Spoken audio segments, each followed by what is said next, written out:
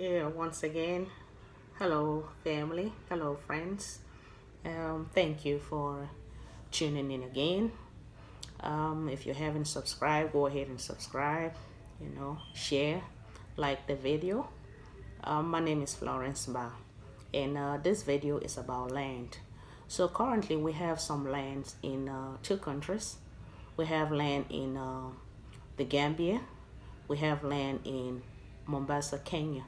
So I posted the videos about land uh, about a month ago, and some I've seen a lot of people have watched it. Some have reached out to me. So for those of you who are looking for land, in Africa, um, you can reach out to me. We have lands in the Gambia and Kenya. The land in Kenya is very beautiful. It's a land around the beach in Mombasa, so it's extremely beautiful, and it's a very very big plot. It's about 1 acre. Uh, it's about 1 acre. So if you are looking for a big plot, Mombasa, close to the beach, really close to the beach, very beautiful, you can reach out to me. And in the Gambia, we also have, lands. We have 3 lands currently in the Gambia. So if you are looking for land in the Gambia, yeah, you can reach out to me. I also have, a team in various African countries, mostly in French African countries. For those of you who want to invest in French African countries, I think that a lot of people are neglecting, French African countries. I know there's a language barrier there, but I do believe that you will have more opportunities in French African countries than Anglophones African countries. The only issue is the language issue, but I do believe that there's chances of you buying cheaper land and having much more deeper investment in French African countries than the English African countries, because a lot of people are focusing on the English African countries, and so there's a lot of competition there. And where there's a lot of competition, you know that the prices are a little bit, the prices a little bit, high. So if you want to buy land in at the reasonable prices, I think you should be looking at other African countries. Um, Regardless, I do think that the diaspora should spread out. Should spread out. If we really are against China or Westerners taking advantage of Africa, I think we should be able to invest in all the black countries in Africa, because there's a lot of people that have this negativity when it comes to moving to Africa. Some of them are complaining that, oh, we don't want to go to Africa because, the Chinese are over there, they're taking over. The Europeans are over there, they're taking over. They're the ones in charge, they're the one controlling and all that stuff.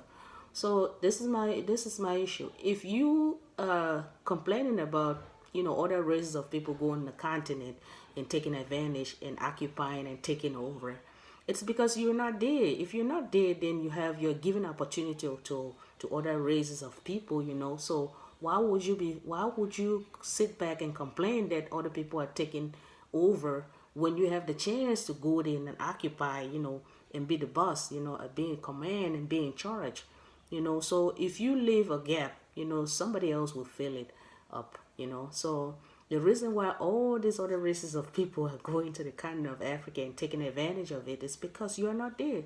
So I would advise, a lot of diasporans, brothers and sisters, who are interested in going to the continent, but who are turned off by these so-called Westerners and the Asians going there and taking over. I would advise them that they should be the ones to go there, so that they will not sit back and be complaining. You sit back and complain. Africa needs investment. Africa needs development. Africa needs businesses. So whoever has the money, whoever has the interest to come and invest and help develop Africa, the person has a chance. We can, sit back and be complaining, and our people on the continent cannot be, uh, you know, rejecting money that is coming for an investment that they need. Remember, Africa is rising, and Africa is going to be the next big thing within the next 20, 30 years. So this is the time to, step in, have a footprint on the continent, instead of sitting back and complaining that other people are coming there, taking advantage, and so on and so forth. Why not do it? I think it's time to take action. It's time to make the move. Whatever the myth about Africa that the global white supremacy had, those myths has been dispelled. So it's time now for people now to make that move to go to the continent of Africa and explore. So many opportunities there on the continent. Some other people are saying that if Africa was so great, Africa was this land filled with milk and honey, why is it that a lot of Africans are dying to come overseas?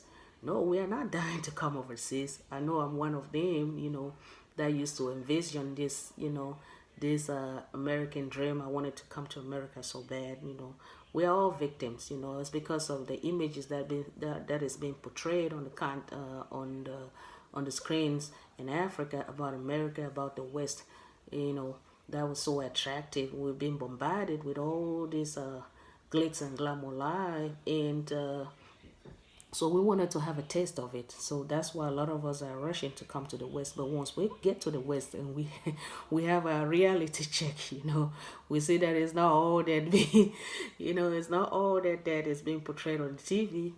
Some of us, we want to go back home so bad, but we've already arrived here, so we want to make sure that we make the best of it, work hard, make earn the living, save up our money, and then we go back home. So if a lot of Africans were being shown the right images about the West on TV, I don't think that a lot of our people will want to be moving, to the West. We'll be dying in the Atlantic, to get to the West.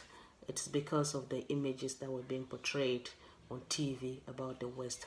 That was what people were gravitating toward.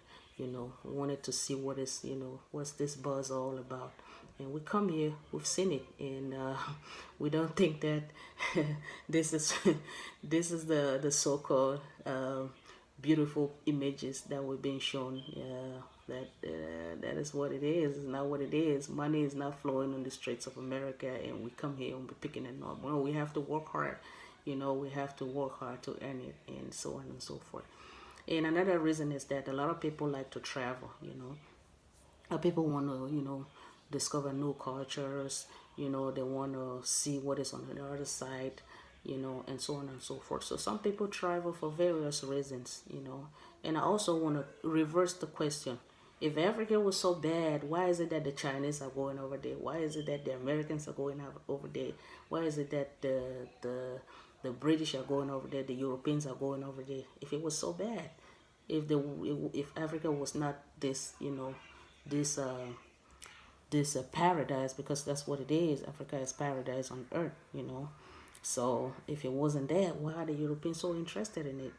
Have you ever asked yourself that question? Why is it always been, the question is always one-sided, that why are the Africans dying to come to America, to go to Europe, to go to the West, to go to China, and so on and so forth? Well, we have to ask that question too in order, reverse the question.